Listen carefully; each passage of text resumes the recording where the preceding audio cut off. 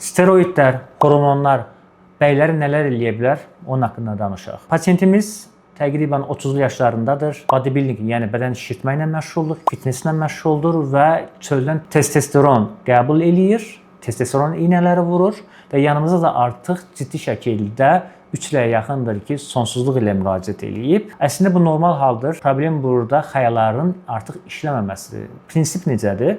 Yəni biz çöldən testosteron vuranda xəyada iki funksiya var. Birisi sperm ifrazatı, birisi də testosteron hormonunun üretimidir, yəni ifrazatıdır. Biz çöldən testosteron qəbul etdiyimizdə xəya artıq bir növ deyir ki, artıq mənim işləməyimə nə ehtiyacı var?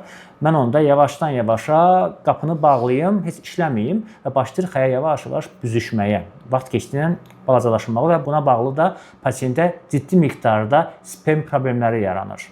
Bunun müəyyən qədər qarşısını almaq olur, amma ki, illərcə istifadə olunan bu testosteron iynələrinin, steroidlərinin vurduğu ziyanı biz bir neçə aya həll edə bilmirik. Bu intensiv şəkildə dərman müalicələri lazımdır.